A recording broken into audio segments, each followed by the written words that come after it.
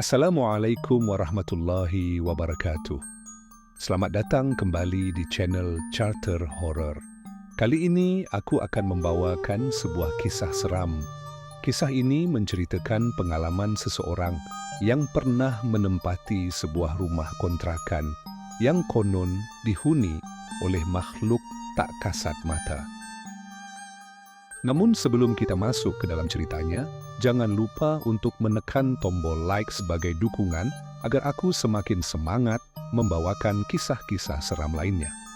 Lalu, tekan juga tombol subscribe serta aktifkan lonceng notifikasinya supaya kalian tidak ketinggalan cerita-cerita terbaru dari channel ini. Tanpa berlama-lama lagi, siapkan nyali kalian, matikan lampu, dan dengarkan kisah ini dengan saksama. Langsung saja kita mulai ceritanya. Sebelum kami memiliki rumah sendiri, selama beberapa tahun kami hidup sebagai penyewa, berpindah-pindah dari satu kontrakan ke kontrakan lain. Saat anak pertama kami berusia 2 tahun, kami sudah beberapa kali pindah tempat tinggal, terutama di daerah Bekasi. Aku tidak ingin menyebutkan secara rinci di mana tepatnya. Kami pindah dari Bogor ke Bekasi karena suamiku mendapat pekerjaan baru di daerah Potosini. Awalnya, kami mengontrak sebuah rumah milik seorang polisi. Namun setelah 10 bulan tinggal di sana, rumah itu mulai bocor di banyak titik. Kami sudah mengeluhkan hal ini kepada pemiliknya, tetapi tidak ada tanggapan sama sekali. Saat itu, musim hujan sangat deras dan hampir tidak ada hari tanpa hujan. Kondisi rumah yang bocor semakin menyiksa, membuat kami tidak bisa bertahan lebih lama. Akhirnya, kami memutuskan untuk mencari rumah kontrakan lain di perumahan yang sama, asalkan atapnya tidak bocor. Tak butuh waktu lama, kami menemukan sebuah rumah yang ukurannya sedikit lebih kecil dari rumah sebelumnya. Dari luar, rumah itu tampak biasa saja. Tidak ada yang terlihat aneh atau mencurigakan. Para tetangga juga tidak memberi peringatan apapun tentang rumah itu, seolah-olah semuanya baik-baik saja. Kami diberi kontak pemilik rumah oleh seseorang, lalu aku segera menghubungi seorang ibu yang mengaku sebagai pemiliknya. Aku mengatakan bahwa kami sangat membutuhkan tempat tinggal segera. Kami pun sepakat untuk bertemu keesokan harinya di rumah tersebut, guna membahas kesepakatan lebih lanjut. Saat pertemuan, transaksi berlangsung dengan cepat. Pemilik rumah menetapkan bahwa pembayaran harus dilakukan secara tahunan, tidak bisa bulanan. Ia sudah menyiapkan semua dokumen, termasuk surat perjanjian yang harus ditandatangani di atas materai.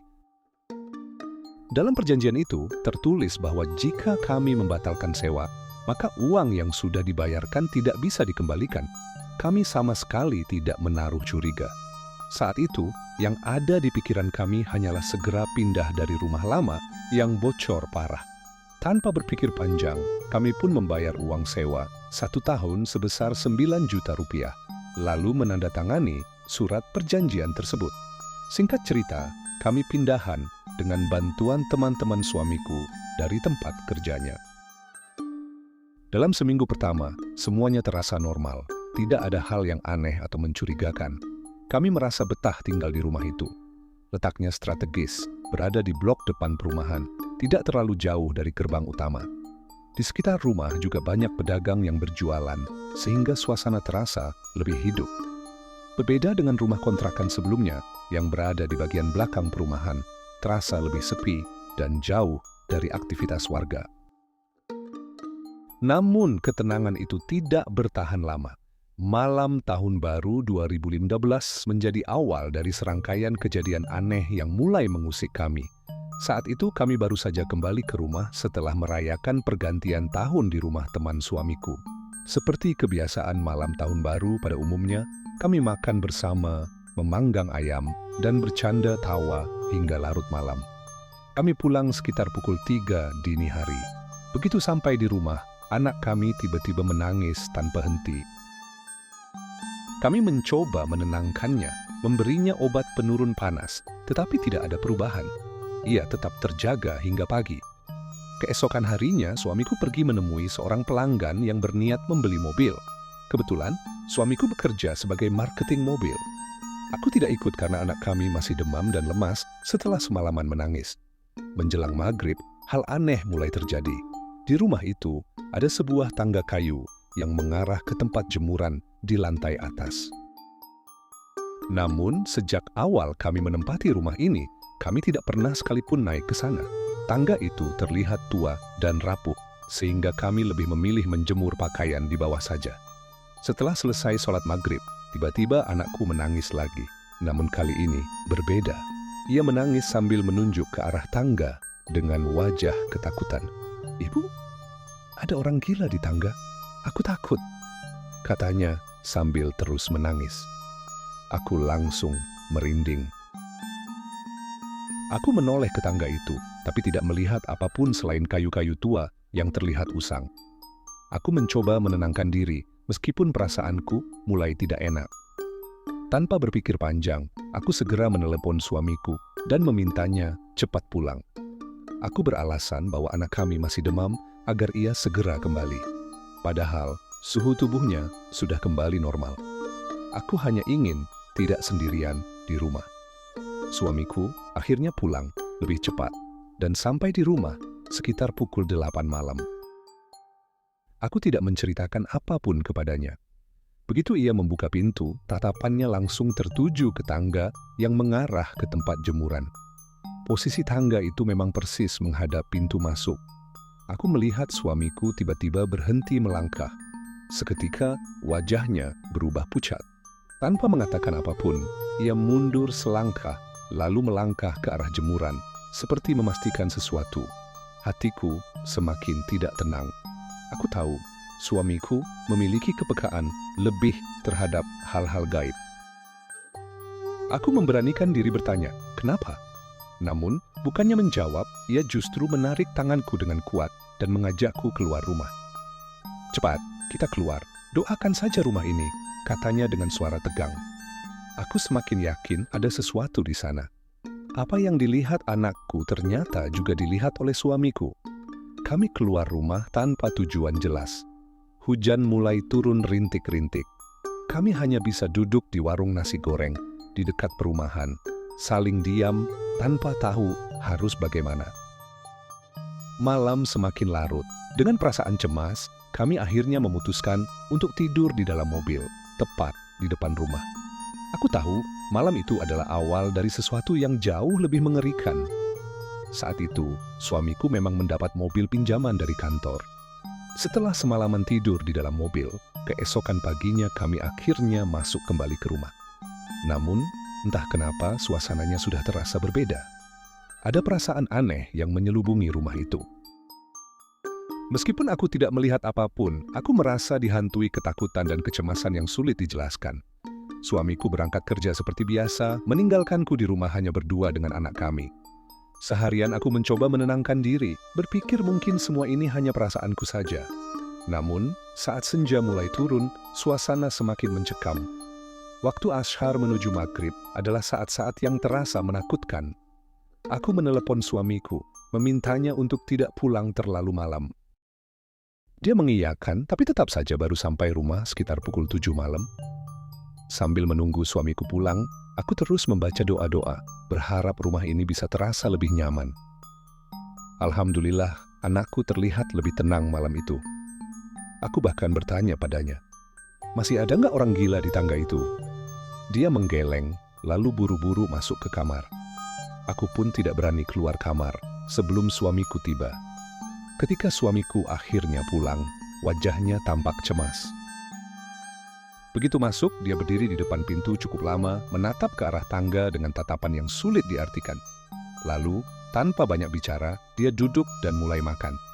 Aku mencoba mencari tahu, tapi dia tidak langsung bercerita. Saat aku bertanya apakah dia melihat sesuatu, dia hanya menjawab singkat, "Mudah-mudahan gak ada apa-apa." Namun, setelah selesai makan, dia akhirnya mengaku. "Aku lihat dia lagi," katanya pelan. Aku terdiam. Dia masih di tangga, sosok perempuan, lidahnya menjulur panjang, matanya keluar dari rongganya. Darahku seakan berhenti mengalir. Aku merinding luar biasa, tetapi berusaha menenangkan diri. Kami pun masuk ke kamar. Waktu sudah menunjukkan pukul 10 malam. Anakku sudah terlelap, sementara aku mencoba memejamkan mata. Namun, belum sampai beberapa menit aku tertidur. Tiba-tiba aku merasakan sesuatu. Seperti ada yang menindih tubuhku, menekan dadaku dengan begitu kuat. Leherku terasa dicekik, napasku tersengal-sengal. Aku ingin bergerak, ingin berteriak, tapi seluruh tubuhku kaku. Aku sadar, ini bukan mimpi. Aku sedang mengalami tindihan. Aku berusaha membaca doa dalam hati, tetapi suaraku seakan terhenti di tenggorokan. Tubuhku semakin berat, napasku semakin pendek. Tiba-tiba, aku merasakan tangan suamiku mengusap wajahku. Sentuhannya membawaku kembali.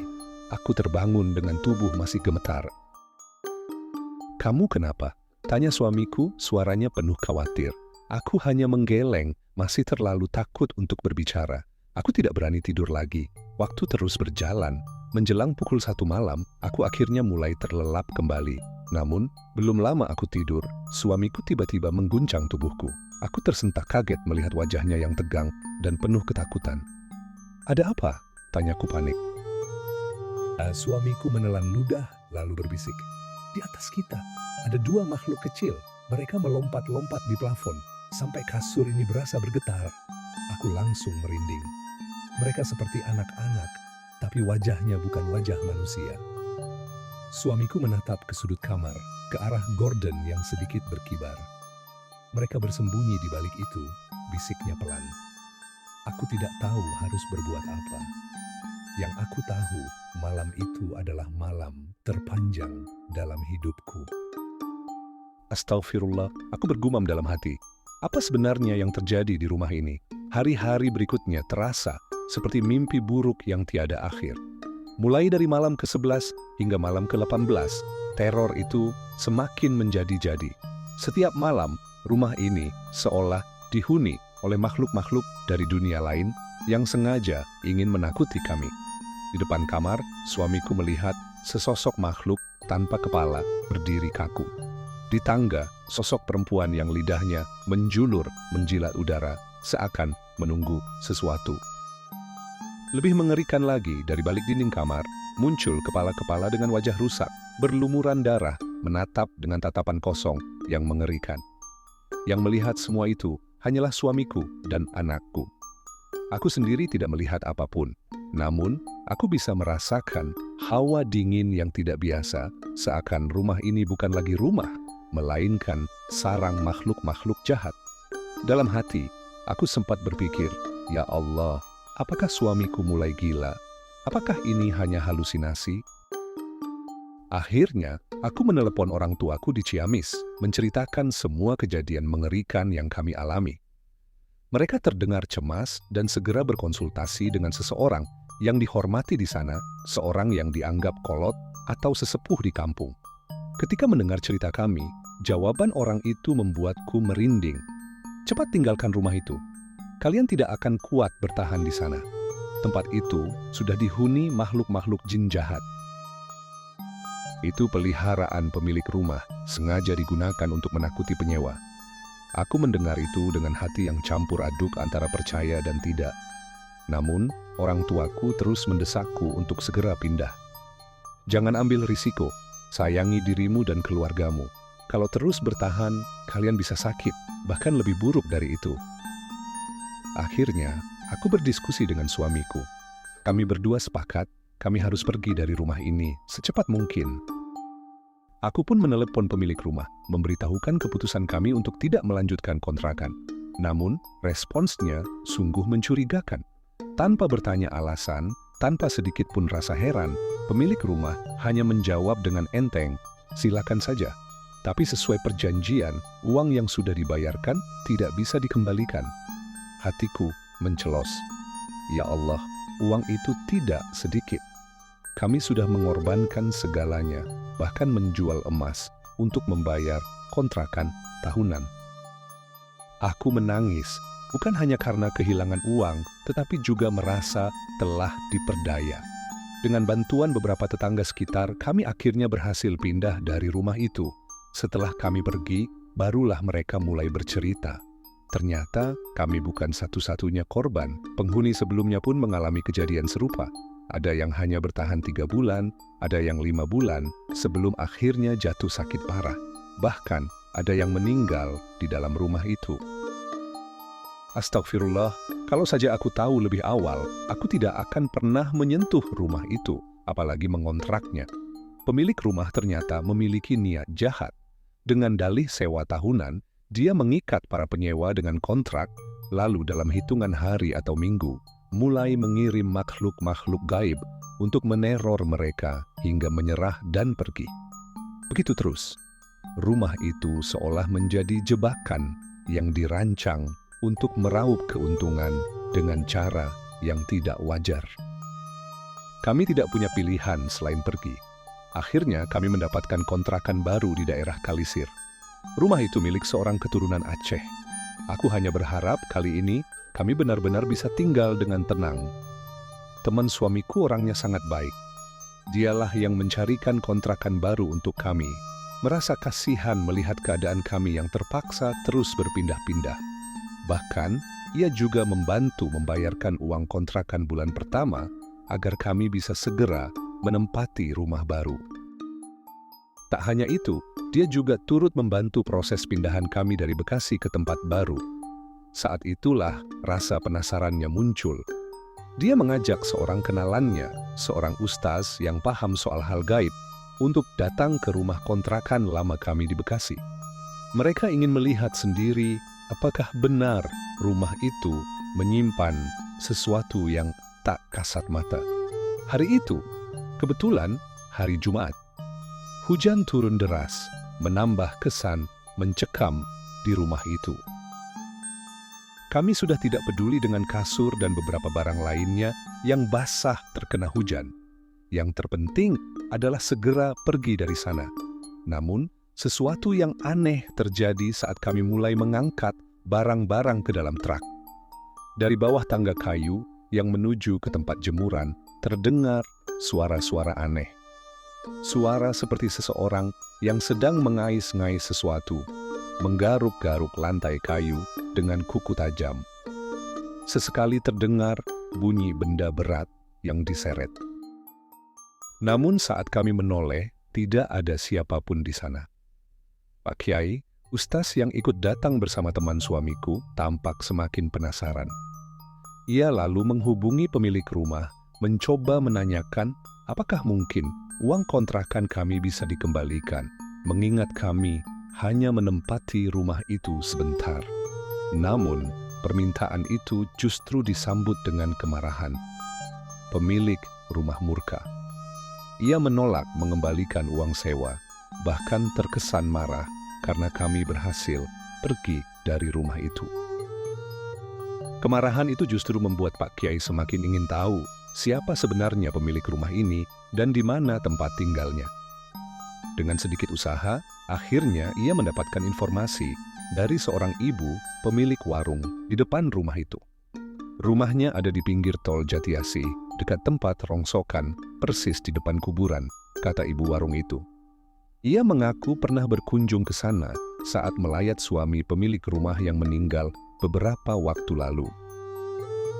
Setelah semua barang dimuat ke dalam truk dan dibawa ke Jakarta, suamiku, Pak Kiai, dan satu orang teman lainnya langsung menuju alamat yang diberikan. Perjalanan itu terasa aneh dan mencekam. Setibanya di lokasi, suasana semakin terasa tidak wajar. Rumah pemilik kontrakan itu tampak tua dan kumuh, berdiri sendirian tanpa tetangga, persis di depan area pemakaman yang sepi dan gelap. Hanya ada seorang wanita tua dan anaknya yang tinggal di sana. Suamiku turun, menyerahkan kunci rumah yang baru saja kami tinggalkan. Saat itulah Pak Kiai mulai berbicara tanpa basa-basi. Ia langsung menanyakan maksud dan tujuan pemilik rumah melakukan hal tersebut kepada para penyewa. Wanita itu awalnya mengelak, berusaha bersikap seolah tidak tahu apa-apa. Ia bahkan menuduh suamiku dan teman-temannya hanya mengada-ada dan berhalusinasi. Namun, kami sudah mendapatkan cukup bukti. Jangan mengelak, Bu. Para tetangga sudah menceritakan semuanya. Semua penyewa rumah itu mengalami kejadian yang sama. Bahkan ada yang jatuh sakit hingga meninggal setelah tinggal di sana. Mendengar itu, wajah wanita tua itu tiba-tiba berubah. Tatapannya menjadi tajam, seakan tidak terima dengan tuduhan itu. Namun, ada sesuatu di sorot matanya yang membuat kami semakin yakin. Ia memang menyimpan sesuatu yang seharusnya tidak dimiliki oleh manusia biasa. Pak Kiai menatap tajam wanita itu. Dengan suara tegas, ia berkata, "Bu, kalau Anda tidak diberi pelajaran, Anda akan terus menzalimi penyewa berikutnya. Cepat kembalikan uang klien saya atau Anda akan menyesal." Wajah si ibu mulai panik. Ia mengalihkan pandangan, enggan menatap mata Pak Kiai.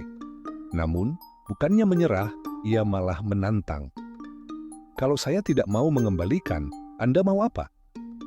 Pak Kiai tersenyum tipis. Lalu, dengan tenang, ia menyebut satu nama. Nama seseorang dari sebuah daerah di Jawa Timur. "Saya tahu siapa guru Anda. Saya tahu dari mana Anda belajar ilmu ini." Sekejap, wajah si ibu pucat. Matanya membelalak. Nama yang disebut Pak Kiai jelas bukan nama sembarangan. Orang itu adalah guru spiritualnya. Seseorang yang selama ini membimbingnya dalam hal-hal yang tidak wajar.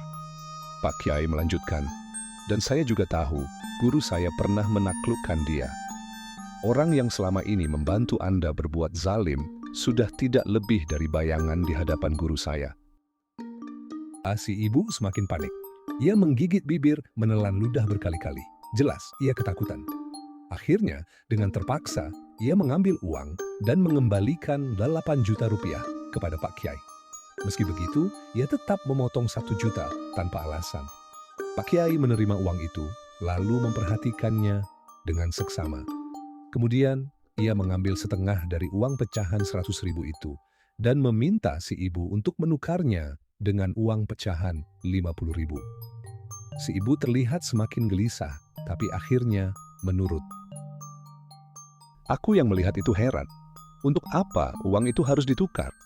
Namun, aku memilih diam, nanti pasti aku akan mengetahuinya.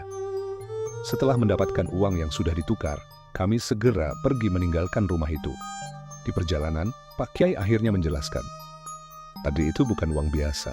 Separuhnya hanya kertas kosong yang disulap agar terlihat seperti uang. Kalau kalian membawanya pulang tanpa menukarnya, nanti di rumah kalian akan sadar bahwa uang itu menghilang atau berubah jadi kertas. Itu trik yang sering mereka pakai." Astagfirullah, aku merinding mendengarnya. Syukur kami bertemu dengan Pak Kiai. Kalau tidak, mungkin kami akan tertipu lebih dalam lagi. Akhirnya, kami sampai di kontrakan baru di daerah Klender. Hati kami terasa lebih lega. Hari-hari pun berjalan lebih tenang. Tidak ada lagi gangguan aneh. Tidak ada suara-suara misterius atau bayangan-bayangan menyeramkan. Aku merasa lebih nyaman berada di Jakarta bersama suami dan anakku. Namun, ketentraman itu tidak berlangsung lama. 1,5 bulan setelah kejadian di rumah Bekasi, sesuatu yang ganjil mulai terjadi lagi. Semua berawal pada suatu malam ketika suamiku pulang kerja seperti biasa. Saat itu, jarum jam menunjukkan pukul 7 malam. Aku menunggu suamiku pulang dengan perasaan lega, meski hujan deras mengguyur jalanan. Aku tahu, dia pasti kedinginan, benar saja. Saat sampai di rumah, tubuhnya basah kuyup, wajahnya pucat, dan terlihat menggigil. "Aduh, masuk angin. Tolong bikinin air panas buat mandi," katanya dengan suara lemah. Tanpa berpikir panjang, aku segera ke dapur, menyalakan kompor, dan merebus air. Sementara itu, suamiku melepas jaketnya, duduk sebentar di teras, lalu langsung berjalan ke kamar mandi di belakang. Kontrakan kami sederhana, hanya terdiri dari 3 ruangan bersekat. Paling belakang adalah dapur dan kamar mandi, ruangan tengah untuk kamar tidur, dan paling depan adalah ruang TV yang menghadap langsung ke teras. Saat air sudah siap, aku membawakannya ke kamar mandi. Suamiku mandi cukup lama. Setelah selesai, yang membuatku terkejut, ia langsung berlari ke ruang depan tanpa memakai baju. "Astagfirullah, apa-apaan sih? Kenapa nggak pakai baju dulu?" Tegurku kaget. Dia tak menjawab, hanya berdiri di ruang depan, masih terengah-engah. Aku mendekatinya, tapi wajahnya terlihat tegang. Ia berusaha bicara, tapi seolah lidahnya keluh. Lalu, sambil menarik napas panjang, ia menunjuk ke belakang. Itu tadi, di dapur. Aku spontan menoleh, tapi tak melihat apapun. Aku kembali menatap suamiku, yang kini masih istighfar berulang kali. Aku buru-buru mengambilkan baju gantinya. Setelah ia mengenakan pakaian, aku bertanya, "Kamu lihat apa sih?" Ia menatapku dengan mata sayu, lalu berkata dengan suara pelan, "Nenek-nenek, wajahnya hancur, penuh luka, berdiri di depan kamar mandi, dekat kulkas." Aku merinding seketika. Astagfirullah, ada apa lagi ini? Bisikku dalam hati. Suamiku memilih diam, wajahnya masih tegang. Aku membujuknya untuk makan sedikit dan minum obat. Setelah itu, biasanya dia akan merokok sebentar, tapi kali ini tidak. Dia hanya ingin tidur. Anehnya, ia menolak tidur di kamar. Ia lebih memilih tidur di ruang depan, dekat TV. Aku hanya bisa menenangkan. Sudahlah, jangan dipikirkan. Banyak-banyak zikir, insya Allah nggak akan diganggu lagi. Dia mengangguk pelan. Malam semakin larut. Kami pun terlelap. Namun, sekitar pukul 2 dini hari, aku merasakan suamiku mengguncang lenganku. "Bangun, dengerin ini!" bisiknya cemas. Aku membuka mata, mengerjak pelan. "Ada apa?" tanyaku setengah sadar. Suamiku berbisik lagi. "Kamu kalau habis pipis, airnya ditutup kan?" Aku langsung terjaga sepenuhnya. "Iyalah, memangnya kenapa?" Dia menunjuk ke arah belakang. Aku menajamkan pendengaran, dan jantungku langsung berdegup kencang. Dari arah kamar mandi, suara air terus mengalir. Padahal, aku yakin tidak ada yang menggunakan kamar mandi sejak tadi. Suamiku menatapku, matanya penuh kekhawatiran. Aku menelan ludah. Perlahan, aku bangkit dari kasur, menyalakan lampu, dan berjalan menuju belakang. Langkahku terasa berat. Setiap langkah mendekat ke kamar mandi. Rasa dingin makin menyelimutiku. Sampai akhirnya aku berdiri di depan pintu kamar mandi. Dengan tangan sedikit gemetar, aku mengulurkan tangan untuk menutup keran. Tapi saat aku menyentuhnya, aku merasakan sesuatu yang aneh. Keran itu terasa hangat. Seperti baru saja digunakan, padahal tidak ada seorang pun yang ke kamar mandi sejak tadi. Aku merinding, lalu di keheningan malam, samar-samar aku mendengar sesuatu. Suara seperti tawa kecil, suara yang tak seharusnya ada di rumah ini. Sejak malam itu, aku sadar bahwa satu-satunya pilihan adalah menghadapi semuanya dengan keberanian. Aku tidak bisa terus menunjukkan ketakutan di depan suami. Aku harus menjaga suasana tetap tenang. Tapi dari sorot matanya, aku tahu dia pun sudah memahami bahwa ada sesuatu yang tidak beres. Kami mulai terbiasa dengan gangguan-gangguan ini. Hingga pada suatu titik, aku bahkan sempat bercanda. Nggak ada manusia yang mati di belakang rumah ini kok. Seolah-olah aku sudah kebal dengan semua kejadian ganjil yang terjadi. Hari-hari berlalu dan kejadian aneh mulai berkurang. Namun, sesekali suamiku masih melihat sosok nenek berwajah hancur berdiri di depan kamar mandi. Anehnya, hanya dia yang melihat. Anak kami tidak. Aku juga tidak. Namun, meskipun penampakan berkurang, kehidupan kami justru semakin berat. Masalah datang bertubi-tubi. Suamiku sering jatuh sakit tanpa sebab jelas. Tubuhnya tiba-tiba bentol-bentol, wajahnya menghitam, dan seringkali tak bisa bekerja. Tidak hanya itu, kami juga mengalami banyak kesialan, dari kena tipu, kehilangan peluang bisnis, hingga masalah finansial yang semakin memburuk. Entah ini hanya kebetulan atau ada kaitannya dengan gangguan yang selama ini kami alami. Kami hanya bisa berusaha menerima semua ini sebagai bagian dari ujian hidup. Lambat laun, kondisi suamiku mulai membaik.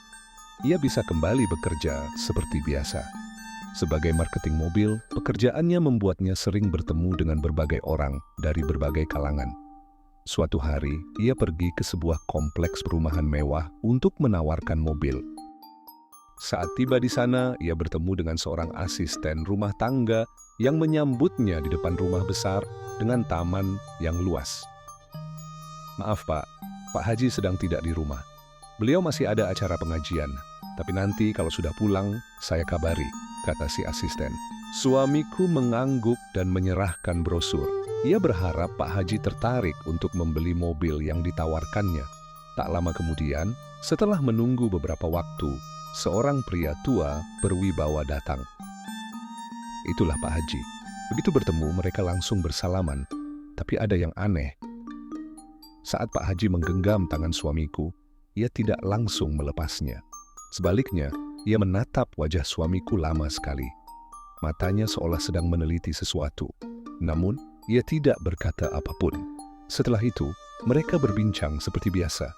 Suamiku menjelaskan tentang mobil yang ia tawarkan. Pak Haji mendengarkan dengan ramah, lalu berkata, "Baik, nanti saya pertimbangkan. Kalau saya jadi beli, saya akan hubungi Anda melalui asisten saya." Ia meminta suamiku meninggalkan nomor telepon agar lebih mudah dihubungi. Suamiku pun memberikan kartu namanya. Setelah itu, ia pamit dan pulang. 2 hari kemudian, teleponnya berdering. Itu dari asisten Pak Haji. Pak Haji ingin bertemu lagi, bisa datang ke rumahnya. Suamiku mengiyakan. Namun, ia tidak tahu bahwa pertemuan itu akan mengungkap sesuatu yang jauh lebih besar dari sekadar urusan jual beli mobil. Pak Haji menatap suamiku dengan sorot mata serius. "Pak, saya sarankan jangan ke toko dulu. Saya ingin bicara sesuatu yang lebih penting," katanya. Suamiku yang awalnya semangat karena mengira akan mendapat orderan, sedikit terkejut. Tapi ia tetap mengiyakan dan segera berangkat menemui Pak Haji. Sesampainya di rumah, ia langsung dipersilakan masuk. Setelah duduk, Pak Haji mulai berbicara dengan nada hati-hati. "Begini Pak, maaf sebelumnya, saya ingin bertanya sesuatu. Tapi ini bukan soal pekerjaan atau mobil yang kemarin Anda tawarkan?" Suamiku sedikit heran. "Iya Pak, silakan, ada apa?" tanyanya. Pak Haji menghela napas sejenak, lalu berkata, "Sejak pertama kali saya bertemu Anda, ada sesuatu yang mengganjal. Saat kita berjabat tangan, saya merasakan energi yang tidak biasa. Seperti ada sesuatu yang mengikuti Anda, sesuatu yang tidak baik." Suamiku mulai merasakan bulu kuduknya berdiri. Pak Haji melanjutkan, "Saya berpikir lama selama 2 hari ini. Dan saya terus mendapat dorongan untuk membantu Anda. Seolah ada suara yang mengatakan, 'Tolong dia.' Karena itu, saya memanggil Anda ke sini." Suamiku terdiam. Ada sesuatu dalam ucapan Pak Haji yang membuat hatinya berdebar, tidak tenang. Akhirnya, dengan sedikit ragu, ia menceritakan semua kejadian aneh yang kami alami. Dari gangguan di rumah kontrakan Bekasi, teror makhluk-makhluk menyeramkan, hingga masalah yang terus menimpa kami setelah pindah ke Klender. Pak Haji mendengarkan dengan seksama, wajahnya semakin serius. Lalu, ia berkata dengan nada yakin, "Orang yang dulu pernah menzalimi Anda belum puas. Dia masih menyimpan dendam. Karena uang yang Anda ambil kembali, dia merasa dirugikan. Dia ingin melihat keluarga Anda jatuh, menderita, kehilangan rezeki, dan terpuruk dalam kesulitan." Suamiku meremas tangannya. "Astagfirullah, apa salah kami Pak Haji? Kami tidak pernah mengganggu siapapun. Yang kami ambil itu hak kami. Kami sudah membayar rumah setahun, tapi malah diteror agar pergi." Pak Haji menepuk pundak suamiku. "Tenang, ini harus segera ditangani sebelum semakin berbahaya. Besok Anda harus berpuasa. Saya akan meminta bantuan seorang teman yang paham cara menghadapi hal seperti ini. Dia seorang ahli ruqyah. Besok dia akan datang ke sini." Suamiku mengangguk. Dalam hatinya, ia merasa ada harapan. Pak Haji meminta suamiku untuk segera pulang sebelum maghrib. Tanpa menunda waktu, suamiku langsung tancap gas menuju rumah kontrakan kami di Klender. Sepanjang jalan, pikirannya penuh dengan pertanyaan dan kekhawatiran. Sesampainya di rumah, ia langsung menceritakan semua yang terjadi. Aku mendengarkan dengan hati bergetar, dan tanpa sadar, air mata kami pun jatuh. Kami kemudian mengambil wudhu, lalu sholat bersama. "Ya Allah, sadarkanlah orang yang telah menzalimi kami. Kami tidak akan menyimpan dendam, yang kami inginkan hanya ketenangan dan akhir dari semua ini." Malam itu, ada sesuatu yang berbeda. Suasana rumah terasa lebih tenang. Tidak ada rasa gelisah, tidak ada bayangan yang melintas, tidak ada suara-suara aneh. Setelah bertemu Pak Haji, suamiku diberi air yang sudah didoakan. Pak Haji menyuruh kami semua meminumnya agar tubuh kami lebih kuat menghadapi gangguan yang ada. Keesokan harinya, aku dan anakku ikut menemani suami ke rumah Pak Haji di daerah Taman Mini. Sesampainya di sana, Pak Haji mengajak kami ke rumah seorang temannya.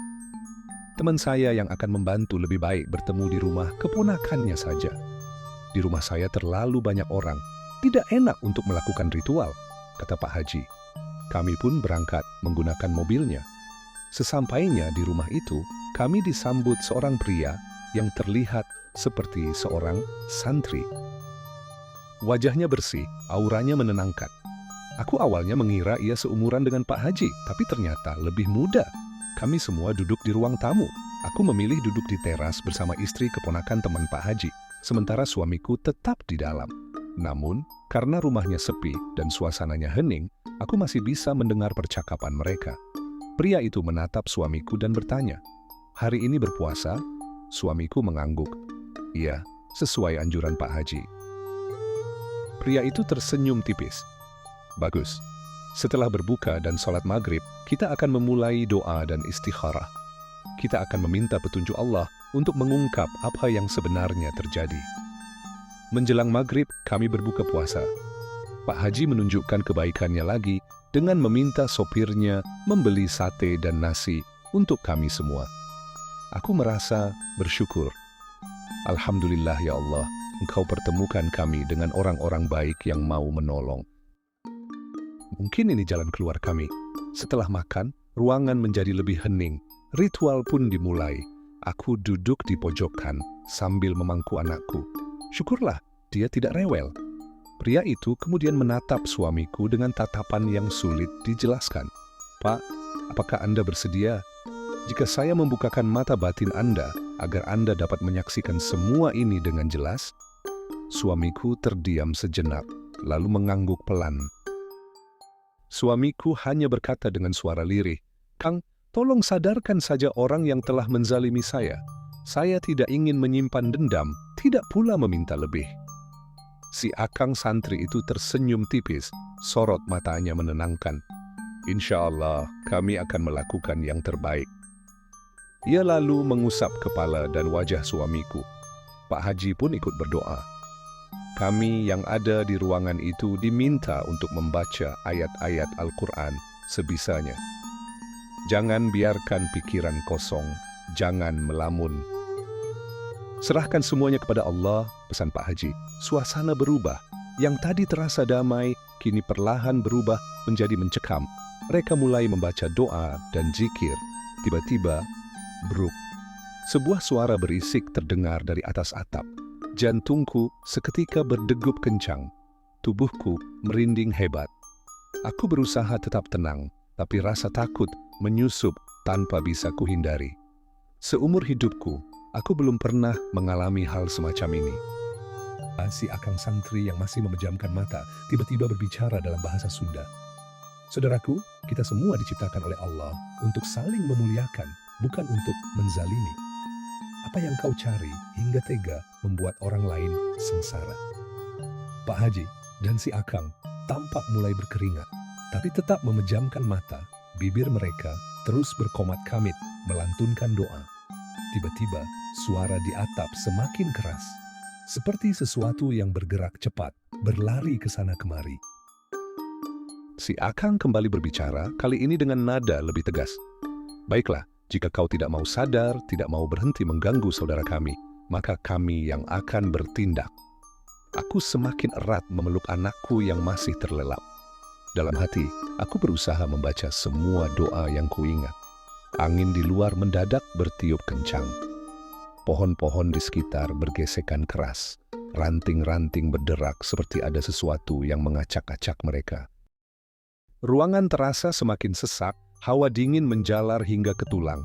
Lebih dari 1 jam proses itu berlangsung, hingga akhirnya angin perlahan mereda. Suara-suara aneh mulai menghilang, suasana kembali sunyi. Si Akang dan Pak Haji membuka mata mereka perlahan, lalu mengusap wajah sambil mengucap, "Alhamdulillah." Mereka menoleh ke suamiku, lalu mengusap wajahnya dan meniup lembut ke ubun-ubunnya. "Baca Al-Fatihah," ujar si Akang. Suamiku menuruti perintahnya. Begitu ia membuka mata, nafasnya tersengal-sengal seperti habis menempuh perjalanan jauh. Wajahnya sedikit pucat, tubuhnya tampak lelah. Pak Haji segera memberinya segelas air.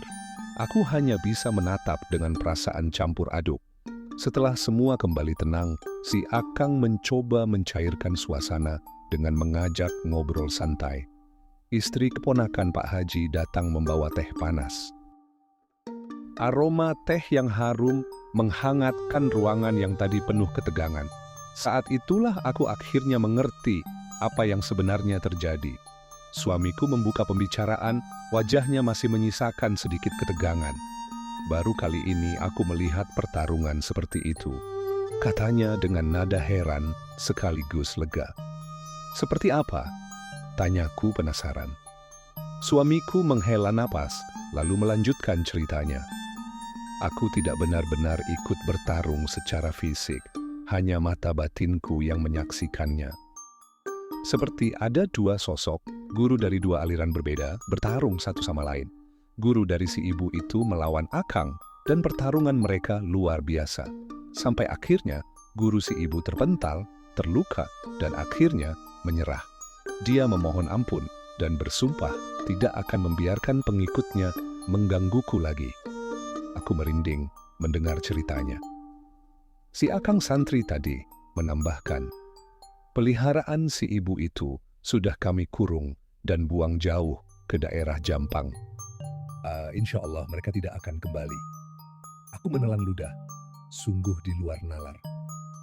Rasanya seperti adegan dalam film-film mistis, tapi ini nyata terjadi di depan mata kami. Dari kejadian itu aku semakin percaya bahwa ilmu hitam memang ada. Alhamdulillah, sejak saat itu kehidupan kami menjadi lebih tenang. Tidak ada lagi gangguan, tidak ada lagi kejadian aneh yang membuat kami nyaris kehilangan akal. Kami hanya bertahan 6 bulan di kontrakan Klender sebelum akhirnya pindah ke Cikarang Selatan, juga selama 6 bulan. Setelah itu, kami memutuskan pulang ke kampung halaman suami, dan hingga kini kami menetap di sana. Namun, ada satu hal yang masih menyisakan pertanyaan di benakku. Bagaimana kabar rumah kontrakan di Bekasi yang dulu kami tinggali hanya selama 2 bulan? Kenapa tidak ada yang memberitahu kami sebelumnya? Ternyata, alasan utamanya adalah rasa takut.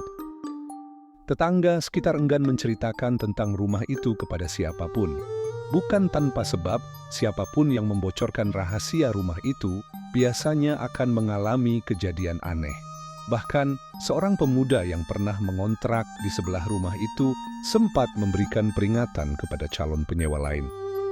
Jangan pernah menempati rumah itu. Banyak yang sudah mencoba, tapi selalu berakhir dengan kejadian menyeramkan, katanya.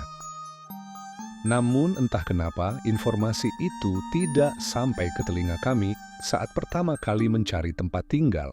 Mungkin memang sudah jalannya kami harus mengalami sendiri kisah ini.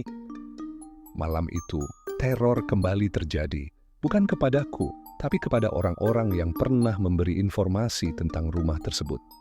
Salah satunya adalah sekelompok pemuda yang dulu memperingatkan calon penyewa.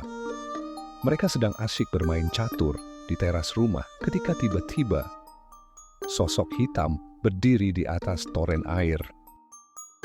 Sontak mereka bubar, berlarian masuk ke dalam rumah dengan wajah pucat pasi. Namun, kejadian tak berhenti di situ. Salah satu dari mereka mendadak tertidur di luar rumah tanpa sadar bagaimana bisa ada di sana. Dan seorang lainnya mengalami kejadian lebih aneh lagi. Ia mendengar bisikan yang menyuruhnya pergi. Tak hanya itu, ibu pemilik warung yang dulu memberiku alamat, si pemilik rumah pun tak luput dari teror. Anak gadisnya yang biasanya ceria dan sehat, tiba-tiba wajahnya tampak mengerikan di mata para lelaki. Dan anehnya, semua laki-laki yang melihat wajahnya akan mengingat sosok pria yang dulu menzalimi pemilik rumah itu. Sejak malam itu, rumah yang pernah kusewa menjadi bahan perbincangan seluruh penghuni perumahan. Terlebih setelah aku pindah dan menjadi satu-satunya penyewa yang berani menuntut uang sewa kembali. Semua penyewa sebelumnya selalu pergi begitu saja tanpa berani menuntut apapun. Mungkin karena itulah si pemilik rumah menyimpan dendam kepada keluargaku. Aku mengetahui semua cerita ini dari mantan tetanggaku di rumah pertama. Mereka masih sering menghubungiku lewat chat, karena hingga kini kami tetap berkomunikasi. Namun, bagiku semua itu sudah berlalu. Setelah pindah ke kampung halaman suami, alhamdulillah, kami kini telah memiliki rumah sendiri. Tak perlu lagi berpindah-pindah kontrakan, tak perlu lagi merasakan kegelisahan dalam rumah yang bukan milik sendiri. Namun, ada satu kejadian yang cukup mengusik pikiranku. Suatu malam, aku bermimpi aneh. Dalam mimpi itu, aku berjalan di sebuah taman. Langkahku tenang, hingga tiba-tiba seseorang memanggilku dari belakang. Aku menoleh, dan di sana berdiri seorang ibu-ibu yang melambaikan tangan ke arahku, seolah meminta agar aku berhenti. Namun, ada yang aneh dengan sosok itu. Ia berjalan dengan menyeret satu kakinya. Aku merasa tidak nyaman dan segera mempercepat langkahku. Semakin aku berjalan menjauh, suara panggilannya semakin melemah, hingga akhirnya menghilang. Saat aku terbangun, dada ini terasa sesak, dan semakin aku mengingat mimpi itu, semakin aku sadar. Sosok ibu-ibu itu mirip dengan pemilik rumah yang dulu menyewakan rumah berhantu kepada kami. Aku tak pernah memikirkannya lagi sejak lama, apalagi membahasnya. Kenapa tiba-tiba ia muncul dalam mimpiku? Aku menceritakan mimpi ini kepada suami dan mertuaku. Mereka hanya mengangguk pelan. Mungkin dia ingin dimaafkan, kata mertuaku. Aku terdiam. Sejujurnya, sejak lama aku sudah memaafkan dan melupakan semua kejadian buruk itu. Yang terpenting bagi kami, gangguan itu telah berakhir. Kami tak lagi diganggu dan itu sudah cukup. Hingga saat ini, kami tidak pernah tahu dan tidak ingin tahu bagaimana kabar si ibu pemilik rumah. Bagi kami, itu bukan sesuatu yang penting untuk dicari tahu. Dari semua kejadian yang kami alami, ada satu pelajaran besar yang bisa diambil. Berhati-hatilah terhadap siapapun, terutama orang yang baru dikenal. Bahkan sekalipun seseorang terlihat baik atau terkenal, kita tak pernah tahu isi hati dan niatnya yang sebenarnya. Dan bagi siapa saja yang berniat menyewa rumah, jangan terburu-buru. Pastikan untuk mencari tahu terlebih dahulu tentang sejarah tempat itu. Jangan sampai kejadian seperti ini menimpa orang lain. Semoga tidak ada lagi orang yang mencari rezeki dengan cara licik seperti yang dilakukan si pemilik rumah itu. Percayalah, sesuatu yang diperoleh dengan cara tidak wajar, apalagi dengan menzalimi orang lain, pasti akan berbalik pada dirinya sendiri. Sejak peristiwa itu, aku lebih berhati-hati dalam bergaul. Bukan berarti tak lagi percaya pada orang lain, tapi lebih waspada dan penuh pertimbangan sebelum mengambil keputusan. Kejadian ini adalah salah satu pengalaman paling ekstrim yang pernah kami alami. Menguras emosi, menghancurkan ketenangan, dan meninggalkan bekas yang tak mudah dilupakan. Namun kami percaya, setelah kegelapan, pasti ada cahaya. Oke teman-teman, itulah akhir dari kisah kita kali ini. Semoga apa yang telah aku bagikan bisa menjadi pelajaran berharga bagi kita semua. Dan untuk kalian yang baru bergabung, jangan lupa untuk like, komen, share, serta subscribe agar tidak ketinggalan kisah-kisah mencekam berikutnya. Tetap ikuti cerita-cerita penuh misteri dan ketegangan hanya di channel favorit kita, Charter Horror. Sampai jumpa di kisah selanjutnya. Wassalamualaikum warahmatullahi wabarakatuh.